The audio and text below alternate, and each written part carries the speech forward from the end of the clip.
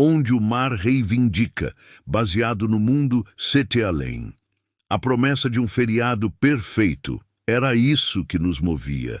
A playlist de indie rock que o Rafa montou tocava no máximo, e o vento quente que entrava pelas janelas trazia o cheiro de mato e liberdade. Eu, Daniel, no banco do carona, tentava tirar uma foto decente da Maia e da Júlia no banco de trás. Mas elas não paravam de rir das imitações que o Rafa fazia. Ao volante, Lucas, nosso líder autoproclamado de expedições, tinha um sorriso de pura confiança. Galera, vocês não têm noção do paraíso que eu achei. Uma praia intocada, fora do mapa, só nossa.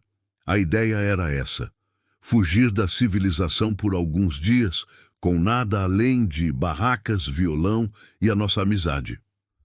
O sol começou a se pôr, pintando o céu com cores que eu nunca tinha visto, um laranja que sangrava em um roxo doentio. Foi quando a tecnologia começou a nos abandonar. Primeiro o sinal de internet, depois o GPS, que congelou com nosso carro piscando em uma imensa mancha verde no mapa. A voz robótica repetia, recalculando rota até emudecer. É por aqui, eu lembro do formato do rio no mapa. Lucas insistiu, virando bruscamente para uma estrada de terra que parecia mais um rasgo na vegetação densa. O ar ficou subitamente mais frio. O rádio, que antes tocava nossas músicas, mergulhou num chiado profundo de onde emergiam fragmentos de vozes e valsas antigas, como se estivéssemos sintonizando uma rádio fantasma de um século passado. Após uma hora que pareceu uma eternidade, entre árvores que se curvavam sobre a estrada como garras, avistamos o mar. Um alívio que durou 1 segundo e se tornou pavor. Aquilo não era uma praia, era a negação de uma. A areia, de um cinza pálido e fino como fuligem, afundava sob nossos pés. O mar, escuro e denso como petróleo, se movia com uma lentidão preguiçosa e suas ondas morriam na orla sem som, sem espuma. O silêncio era total. Não havia gaivotas nem o som de insetos. O ar cheirava a sal, mas também a ozônio e a algo adocicado e rançoso, como flores esquecidas num túmulo. À distância, uma pequena cidade se erguia contra o céu de crepúsculo perpétuo. As casas, feitas de uma madeira escura e úmida, pareciam tortas, afundando lentamente no solo. Não havia fios elétricos, nem carros, nem qualquer sinal do século XXI. Decidimos sair do carro, e a sensação foi como mergulhar em água gelada. O chão parecia vibrar levemente, ou talvez fosse só o meu corpo tremendo. Vimos as primeiras figuras humanas. Moviam-se de forma lenta, desconjuntada, como se seus corpos não lhes pertencessem por completo. Suas roupas eram simples, desbotadas e de um estilo que eu não saberia datar. Eles não nos encaravam diretamente, mas sentíamos seus olhares. Eram olhares laterais, furtivos, mais intensos, um peso que se sentia na nuca. Seus rostos eram inexpressivos, as peles tão pálidas que pareciam nunca ter visto o sol. E os olhos eram poços escuros, sem brilho, que pareciam absorver a pouca luz do ambiente. Uma curiosidade fria e antiga emanava deles, a curiosidade de um predador estudando uma presa que invadiu seu território por engano. A placa de aberto na porta de uma lanchonete era a única coisa que sugeria vida.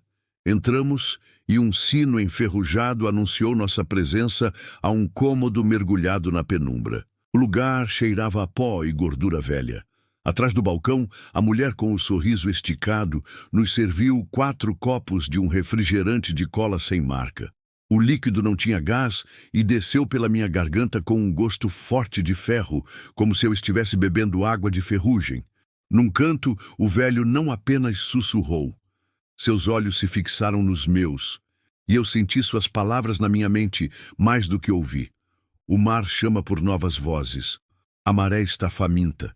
Saímos de lá, quase correndo, o gosto metálico na boca.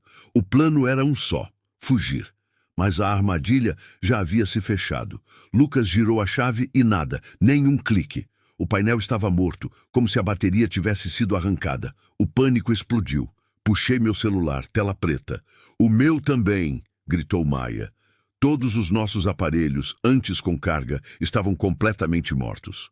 Estávamos isolados, náufragos em uma ilha de pesadelos, com o Mar Negro de um lado e a cidade silenciosa do outro. Foi então que o horror tomou uma forma pessoal. Júlia, que estava quieta e olhava fixamente para o mar, se levantou. Seus movimentos eram fluidos, graciosos, como uma dançarina. Seus olhos, antes castanhos e cheios de vida, estavam vidrados, refletindo aquele céu doentio. E ela começou a cantarolar. Era a mesma valsa distorcida que ouvimos no rádio. Com um sorriso sereno, ela começou a caminhar em direção à água. "Júlia, para!" Lucas gritou, correndo atrás dela, mas ela parecia não nos ouvir, atendendo a um chamado que só ela podia escutar. Como se a canção de Júlia fosse um sinal, as portas das casas escuras se abriram, todas ao mesmo tempo, e de cada uma delas, os habitantes pálidos saíram, formando uma procissão silenciosa e ordenada. Eles não olhavam para nós, mas para Júlia. Seus rostos inexpressivos continham um traço de expectativa, de boas-vindas. Eles caminhavam em direção à praia, um ritual macabro se desenrolando diante dos nossos olhos, e o objetivo era claro. Eles não iam nos atacar, eles iam receber Júlia. Lucas a alcançou na beira da água, agarrando seu braço. "Júlia, sou eu, o Lucas! Acorda!" Ele gritava desesperado. Mas ela se virou para ele com uma força que não era sua, e em seus olhos não havia reconhecimento, apenas um vazio profundo. Os habitantes entraram na água escura sem hesitar, a água encharcando suas roupas velhas. Eles a cercaram, e debaixo da superfície, mãos pálidas e ossudas emergiram para agarrar seus tornozelos, puxando-a para o fundo enquanto ela sorria, finalmente em casa. Em meio ao meu pânico paralisante, uma das habitantes, uma velha senhora, agarrou meu braço. Sua mão era um gancho de gelo, mas seus olhos, ao contrário dos outros, estavam cheios de um terror lúcido. "Ele deu a ela. Agora o mar quer a troca", ela sibilou. "O portal se fechará. Vão agora."